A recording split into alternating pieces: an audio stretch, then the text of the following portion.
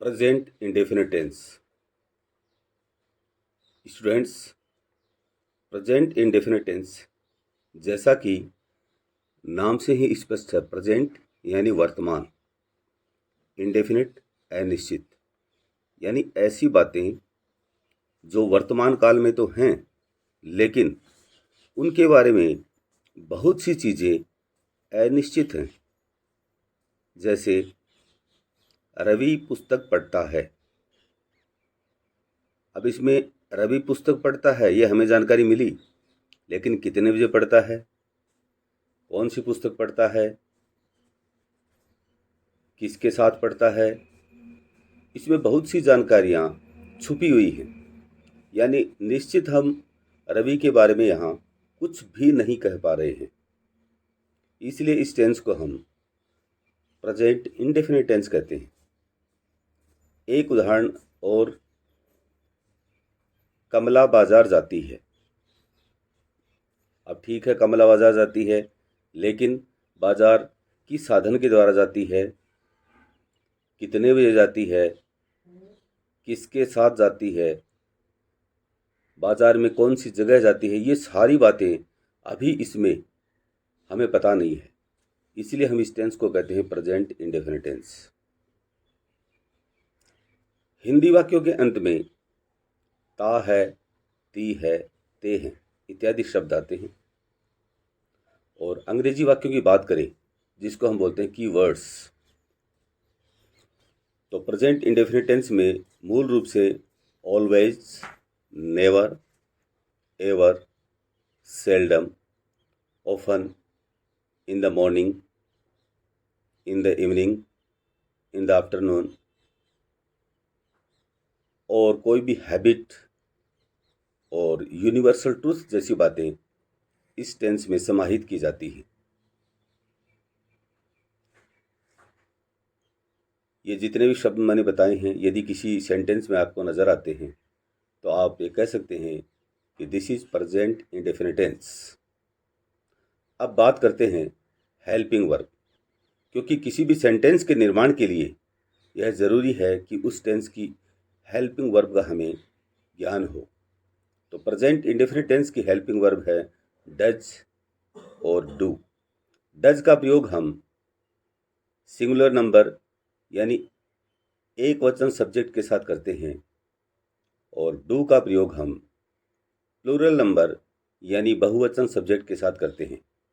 लेकिन एक विशेष बात का ध्यान हमें इसमें रखना पड़ता है कि हमें डू डज का प्रयोग सिंपल सेंटेंस में प्रायः नहीं करना चाहिए।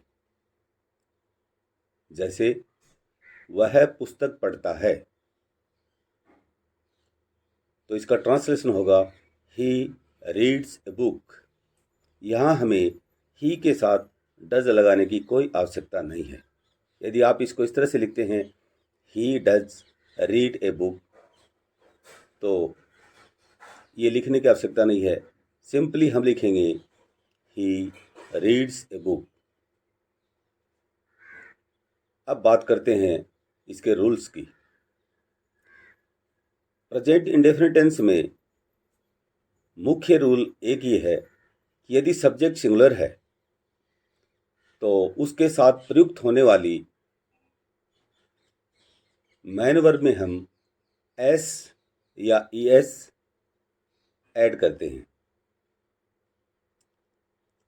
अब हमारे सामने समस्या यह आई कि हम कौन सी मैन वर्ब में एस ऐड करें और कौन सी में हम ईएस ऐड करें। तो इसका एक सीधा सा फॉर्मूला है, यदि दी गई मैन वर्ब का अंतिम लेटर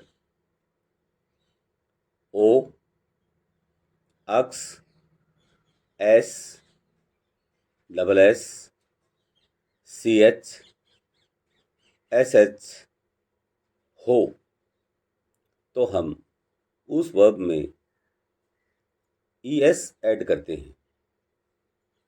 और यदि इन लेटर्स के अलावा कोई अन्य लेटर है तो सिंपली हम उसमें एस ऐड कर देते हैं।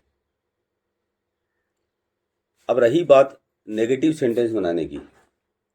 यदि वाक्य नेगेटिव है तो हम सिंगुलर सब्जेक्ट के साथ डज नॉट का प्रयोग करते हैं और प्लूरल सब्जेक्ट के साथ डू नॉट का प्रयोग करते हैं। जैसे वह पुस्तक नहीं पढ़ता है, he does not read a book. लेकिन यहाँ हमें एक चीज़ का विशेष ध्यान रखना है कि जब हम सेंटेंस में डज का प्रयोग कर रहे हैं तो फिर सिंगुलर सब्जेक्ट होते हुए भी हम मैन वर्ब में एस या एस को ऐड नहीं करेंगे। यानी सीधी सी बात यह है कि यदि सेंटेंस में डू या डज का प्रयोग होता है तो वर्ब के साथ एस या एस का प्रयोग नहीं करते, चाहे वह सिंगुलर सब्जेक्ट ही क्यों ना हो।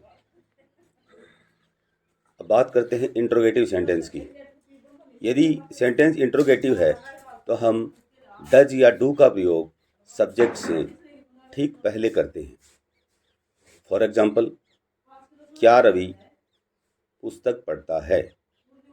तो चूंकि यहाँ रवि सिंगुलर नंबर है इसलिए रवि से पहले हम डज का प्रयोग करेंगे। तो सेंटेंस होगा does Ravi read a book. लेकिन यदि सेंटेंस प्लूरल सब्जेक्ट वाला हो, जैसे क्या वे पुस्तक पढ़ते हैं, तो चूंकि दे यहाँ प्लूरल नंबर है तो दे से पहले हम डू का प्रयोग करेंगे, do they read a book. तो इस तरह से हम इंटरोगेटिव सेंटेंस में आते हैं। लेकिन यदि किसी सेंटेंस में WH वर्ड्स का प्रयोग करना हो, जैसे what, why, when, where, which, who, how, यदि इनका प्रयोग हमें करना पड़े तो इनका प्रयोग हम इंटरोगेटिव सेंटेंस में सर्वप्रथम करते हैं। उसके बाद डू या डज का प्रयोग करते हैं, उसके बाद सब्जेक्ट का प्रयोग करते हैं। फॉर एग्जाम्पल, रवि पुस्तक क्यों पढ़ता है? Why does Ravi read a book? Why does Ravi read a book? वे पुस्तक क्यों पढ़ते हैं? Why do they read a book? तो इस तरह से हम इन WH वर्ड्स का प्रयोग डू या डज से भी पहले करते हैं। तो स्टूडेंट्स, ये था अपना प्रेजेंट इंडेफिनिट टेंस। अब हम इससे संबंधित एक छोटी सी एक्सरसाइज करते हैं। विशेष तौर पर जब आपके एग्जाम्स आते हैं तो इसमें आपसे करेक्ट फॉर्म ऑफ वर्ब भरवाई जाती है।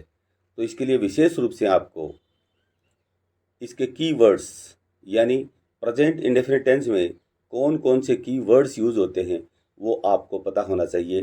तभी आप उसको आइडेंटिफाई कर पाएंगे, उसको पहचान पाएंगे और उसी के अकॉर्डिंग आप ये डिसीजन कर पाएंगे कि मुझे दी गई मैन वर्ब में एस ऐड करना है, ES ऐड करना है, क्या करना है।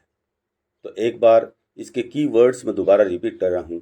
Always, never, ever, seldom, often, rarely, scarcely, in the morning, in the afternoon, in the evening. और कोई भी हैबिट हो, कोई भी यूनिवर्सल ट्रूथ हो तो हम उसे प्रेजेंट इंडेफिनिट टेंस ही मानते हैं और उसी के अकॉर्डिंग हम करेक्ट फॉर्म का प्रयोग करते हैं। अब आपके लिए एक छोटी सी करेक्ट फॉर्म की एक्सरसाइज दी गई है, इसको आप ध्यान से देखिए।